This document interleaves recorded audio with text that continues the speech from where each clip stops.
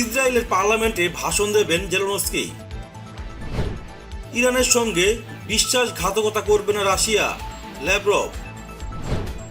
সৌদিতে দফায় দফায় মিসাইল ও ড্রোন হামলা। মারিউপোলে রুশ হামলায় ইউরোপের বৃহত্তম স্টিল কারখানা ধ্বংস। 25 মার্চ ইমরান খানের ভাগ্য নির্ধারণ। গুরুত্বপূর্ণ বিষয়গুলো নিয়ে সমঝোতার কাছাকাছি রাশিয়া ইউক্রেন, দাবি তুর্কি পররাষ্ট্রমন্ত্রীর।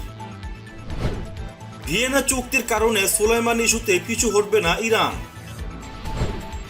ইউক্রেনে বিজয়ী হলে জর্জিয়া ও মলদোভাকেও গ্রাস করবে রাশিয়া। মারিউপোলের আরও ভেতরে প্রবেশ করেছে রুশ সেনারা। এবং সবচেয়ে থাকছে ইউক্রেন যুদ্ধে রাশিয়ার নিন্দায় নীরব কেন আফ্রিকা।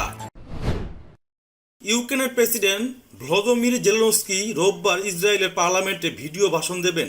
ব্রিটিশ সংবাদ মাধ্যম বিবিসি ও ফরাসি সংবাদ মাধ্যম ফ্রান্স 24 এর প্রতিবেদনে এ তথ্য জানানো হয়েছে। জেলেনস্কি এরই মধ্যে যুক্তরাজ্য সহ বিশ্বের বিভিন্ন নেতার সঙ্গে ইউক্রেন ইস্যু নিয়ে কথা বলেছেন। তিনি সবার কাছে সহায়তা কামনা করেছেন।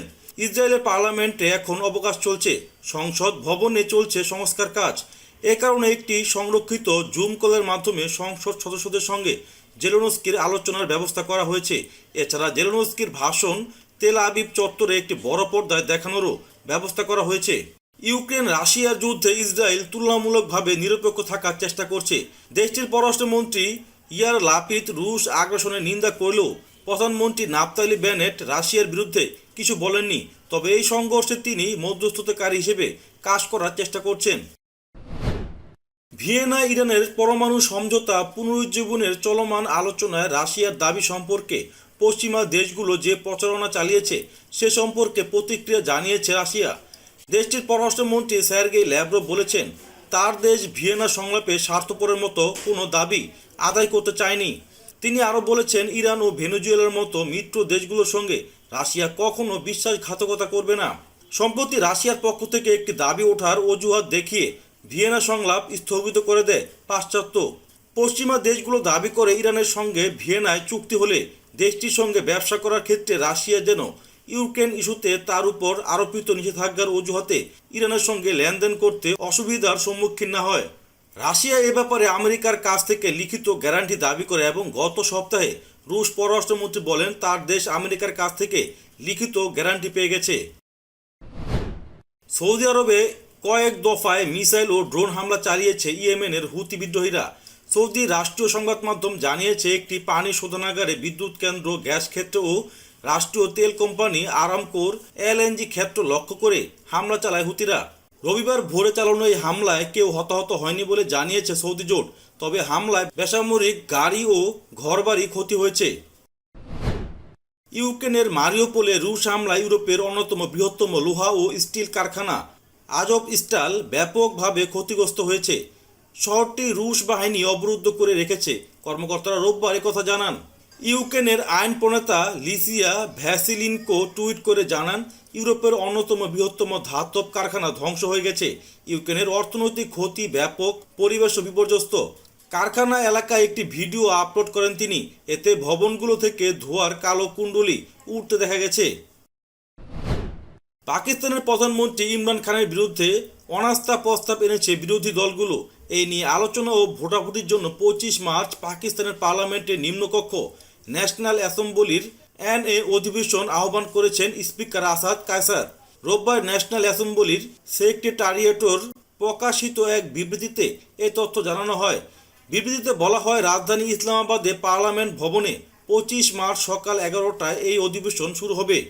এতে আরও জানানো হয়, 22 ও 23 মার্চ ইসলামাবাদে অনুষ্ঠিতব্য ইসলামী সহযোগিতা সংস্থা ওআইসির সদস্য দেশগুলোর পররাষ্ট্রমন্ত্রীদের বৈঠকের কারণে এই অধিবেশন পেছানো হয়েছে। এদিকে পাকিস্তানের ক্ষমতাসীন দল পাকিস্তান তেহরিকি ইনসাফের ভিন্ন মতাবলম্বী আইন প্রণেতাদের বিরুদ্ধে বিক্ষোভ করেছে দলটির সমর্থকেরা। গত শুক্রবার ইসলামাবাদে সিন্ধু হাউসের সামনে কয়েক ঘন্টা বিক্ষোভের পর জোর করে ভবনটির ভেতরে প্রবেশের চেষ্টা করেন তারা। এ সময় পিটিআই এর ভিন্ন মতাবলম্বী আইন প্রণেতারা ভবনের ভেতরে অবস্থান করছিলেন। তুরস্কের পররাষ্ট্রমন্ত্রী মেভলুত চাভুসোগলু বলেছেন, রাশিয়া ও ইউক্রেন গুরুত্বপূর্ণ বিষয়গুলো নিয়ে সমঝোতার কাছাকাছি পৌঁছেছে। রোববার তুর্কি দৈনিক হুরিয়াতকে দেওয়া এক সাক্ষাৎকারে তিনি কথা জানান। চাভুসোগলু বলেন, রাশিয়া ও ইউক্রেন গুরুত্বপূর্ণ কিছু বিষয়ে একমত হয়েছে। বিশেষ করে আমরা দেখেছি যে তারা চুক্তির জন্য প্রথম 4 দফায় সম্পূর্ণ একমত হয়েছে। কিছু বিষয়ে সমাধানের জন্য প্রেসিডেন্টের পর্যায়ে যেতে হবে। উভয় পক্ষ এখন পর্যন্ত অর্জিত অগ্রগতি থেকে সরে না গেলেও যুদ্ধবিরতির বিষয়ে আমি আশাবাদী। তিনি জানান, তুর্কি প্রেসিডেন্ট রিসেপ তাইয়েপ এরদোগানের সঙ্গে রুশ প্রেসিডেন্ট ভ্লাদিমির পুতিন ও ইউক্রেনীয় প্রেসিডেন্ট ভলোদিমির জেলেনস্কির ত্রিপক্ষীয় একটি বৈঠকের আয়োজন করতে চাচ্ছে আঙ্কারা। এই বৈঠকের সম্ভাবনা রাশিয়া বা ইউক্রেনের নেতারা এখনও নাকচ করে দেননি উল্লেখ করে চাভুসোগলু বলেন, আজ পর্যন্ত আমরা এর বিপক্ষে কাউকে পাইনি।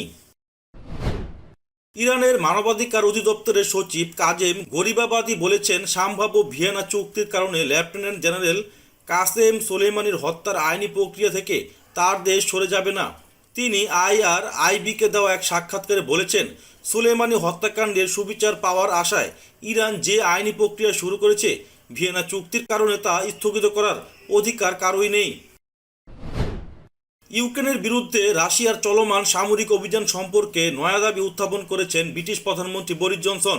তিনি শনিবার ব্ল্যাকপুল শহরে ক্ষমতাসীন দলের নেতাদের এক বৈঠকে দাবি করেন, ইউক্রেন যুদ্ধে বিজয়ী হলে রাশিয়া তার অগ্রাভিযান অব্যাহত রাখবে এবং জর্জিয়া ও মোলডোভাকেও গ্রাস করে ফেলবে। ইউক্রেনে রাশিয়ার আগ্রাসনকে বিশ্বের জন্য একটি সন্ধিক্ষণ হিসেবে আখ্যায়িত করে জনসন বলেন, এই যুদ্ধে রাশিয়ার প্রেসিডেন্ট ভ্লাদিমির পুতিন জয়ী হলে তার বাহিনী বিশ্বের নয়া ত্রাসে রাজত্ব কায়েম হবে। ইউক্রেনের অবরুদ্ধ মারিউপোল শহরের আরও ভেতরে প্রবেশ করেছে রাশিয়ান সেনাবাহিনী। গতকাল শেষ খবর পাওয়া পর্যন্ত সেখানে ব্যাপক আকারে সংঘর্ষে প্রধান ইস্পাত কারখানা বন্ধ হয়ে গেছে এবং স্থানীয় কর্তৃপক্ষ আরও পশ্চিমা সাহায্য চেয়ে আবেদন করেছে। মারিউপোলে পর্যন্ত যুদ্ধের সবচেয়ে ভয়াবহ দুর্ভোগের দৃশ্য দেখতে যাচ্ছে। এই শহরের পতন দ্বিতীয় বিশ্বযুদ্ধের পর ইউরোপের সবচেয়ে বড় স্থল আক্রমণে 3 সপ্তাহেরও বেশি সময় ধরে বড় বড় শহরের বাইরে আটকে থাকা রুশ সেনাদের জন্য একটি বড় অগ্রগতি হিসেবে গণ্য করা হবে। ইউক্রেনে রাশিয়ার আক্রমণের ঘটনায় বিশ্বজুড়ে নিন্দার ঝড় উঠলেও আফ্রিকা মহাদেশের বেশিরভাগ নীরব অবস্থান নিয়েছে। জাতিসংঘের সাধারণ পরিষদে রাশিয়ার নিন্দা জানিয়ে উত্থাপিত প্রস্তাবে আফ্রিকার 54টির মধ্যে 35টি দেশ অনুপস্থিত ছিল। কয়েকটি দেশ অবস্থান নিয়েছে রাশিয়ার পক্ষে। মার্কিন বার্তা সংস্থা অ্যাসোসিয়েটেড প্রেস এপি এর একটি প্রতিবেদনে রাশিয়াকে সমর্থন বা মস্কোর নিন্দায় আফ্রিকার দেশগুলোর নীরব থাকার কারণ হিসেবে বলা হয়েছে। মস্কোর সঙ্গে আফ্রিকার বিভিন্ন দেশের দীর্ঘদিনের সম্পর্ক রয়েছে এবং তারা মস্কোর কাছ থেকে সহযোগিতা পেয়েছে। এই সম্পর্ক শীতল যুদ্ধের সময় থেকে। ওই সময় সোভিয়েত ইউনিয়ন ঔপনিবেশিক বিরোধী লড়াইয়ে আফ্রিকার দেশগুলোর পাশে ছিল। এই সম্পর্ক সাম্প্রতিক বছরগুলোতে আরও দৃঢ় হয়েছে। সাবেক মার্কিন প্রেসিডেন্ট ডোনাল্ড ট্রাম্পের শাসনামলে আফ্রিকার মার্কিন স্বার্থ ম্রিয়মাণ হলে চীনের পাশাপাশি রাশিয়াও নিজের প্রভাব বৃদ্ধি করে। তাদের ওই প্রভাব বিস্তারের মধ্যে রয়েছে কৃষি কর্মসূচি থেকে জ্বালানি কেন্দ্র স্থাপন পর্যন্ত। 2019 সালে 43টি দেশের প্রতিনিধিরা রাশিয়ার একটি সম্মেলনে অংশগ্রহণ করেন। স্টকহোম ইন্টারন্যাশনাল পিস রিসার্চ ইনস্টিটিউটের মতে, সাব সাহারান আফ্রিকার আধিপত্য বিস্তারকারী অস্ত্র রপ্তানিকারক হিসেবে আবির্ভূত হয়েছে রাশিয়া।